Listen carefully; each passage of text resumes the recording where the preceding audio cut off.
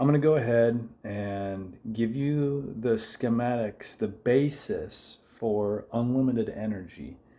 I'm actually too afraid to patent this because I don't want to get suicided by big oil. It might hinder me for the rest of my life. Maybe it might be something I might regret, but I think that I would rather have this knowledge be given publicly, so maybe someone else can take the risk.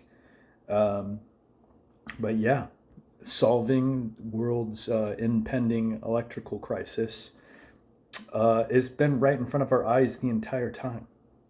It's actually very simple, and we've overlooked it. Lenz's law, electromagnetic propulsion through a closed copper loop. You take a magnet and you drop it through a copper pipe, it slows down and generates electricity. But what if you got incredibly powerful magnets that were conductive of electricity, and you force them into a closed loop of a copper pipe, and because of the fact that they slow down and generate electricity, the propulsion off of the magnets close together would push them faster and create a greater electromagnetic force. The thing is, if you did close the loop and you were able to get these magnets inside of this closed copper loop, the power would be unlimited. I mean, how long? I don't know how long a magnet lasts, but it's got to be a lot longer than most everything else. Magnetism is infinite for the most part. I mean, especially if they're staying electrically charged.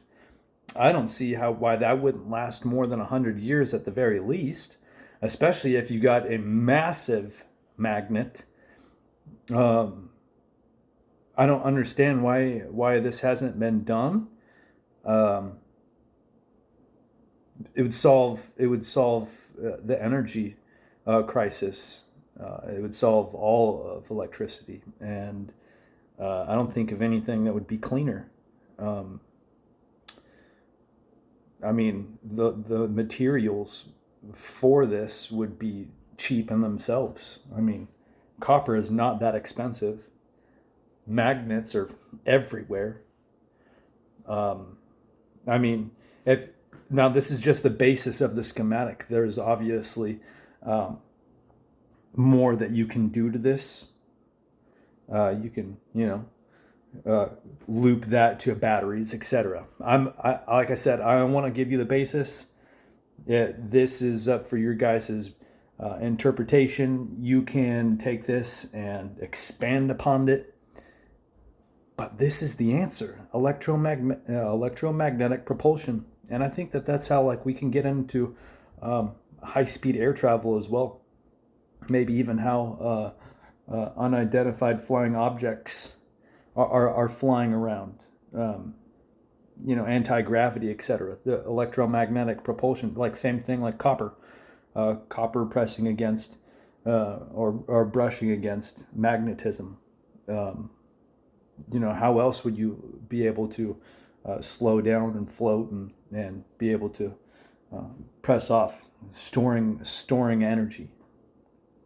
I mean, it sounds almost too simple that we would overlook it and maybe try to make things more complicated.